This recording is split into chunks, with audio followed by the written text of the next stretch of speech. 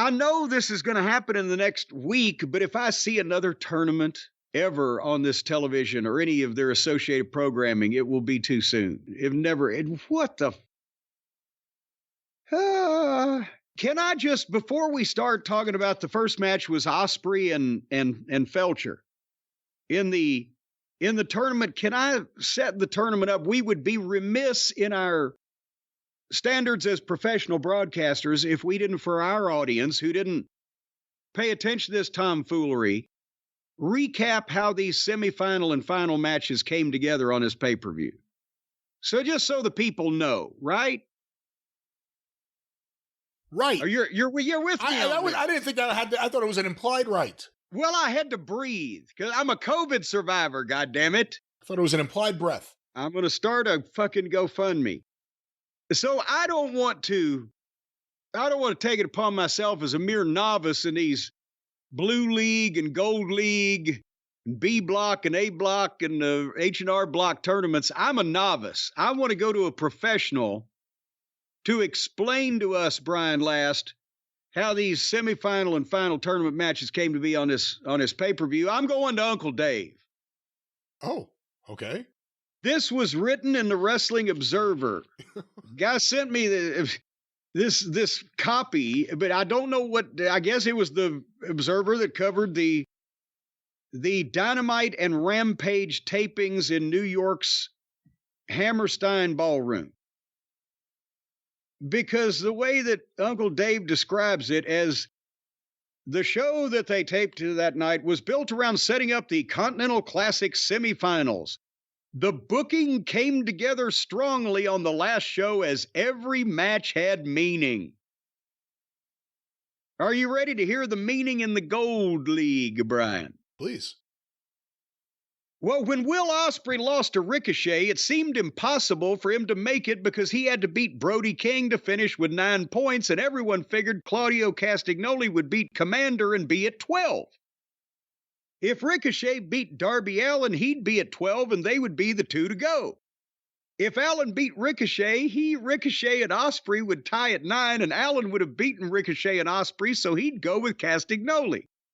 King would have 9 with a win, and would have a tiebreaker over Allin, but not over Castagnoli or Ricochet. But Castagnoli lost, and Ricochet drew Allin. That put Ricochet in, and Castagnoli and Ospreay tied for second, but Ospreay won their match to advance. Got it? I have no idea. No, I do not have it. Well, then you gotta learn, baby. Learn, baby, learn. Meltzer Inferno. Learn, baby, learn. Inferno, mother day. So now the Blue League. Don't be back there cackling. Share it with the whole class. The Blue League now. This is an interesting case. This is clear cut right here, straight down the middle. The Blue League saw everyone but Beast Mortos still alive going into the last day. Services for him apparently will be taking place this weekend. Okada had 7 points and Benjamin had 6 going into their match. The winner would likely go to the Final Four. Kyle Fletcher had 9 points, Daniel Garcia had 7, and Mark Briscoe was in the clubhouse with 9. An Okada versus Benjamin draw would put Briscoe in the playoffs. Benjamin would die Briscoe. I think that means tie. I don't think they're suggesting any kind of homicide. Benjamin would tie Briscoe with a win, but beat him head-to-head, so he'd likely be in. Okada beating Benjamin put him at 10. Had Garcia beat Fletcher, Okada and Garcia would be tied, and they had a draw. It was said since they both made it, there would be a coin flip of who faces Ospreay and who faces Ricochet. If Fletcher won, that gave him 12 and Okada 10. A draw was all Fletcher needed because he'd have 10, as would Okada, and he'd finish first based on the head-to-head win. It's as plain as the nose on your fucking face. The booking all came together. That's where you started.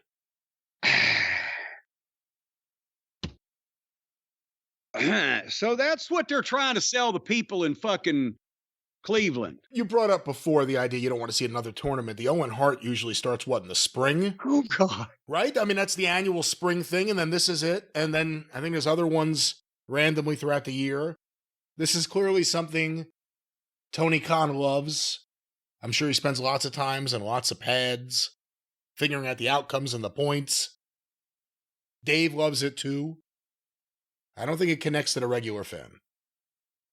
I don't think it connects to the regular human brain.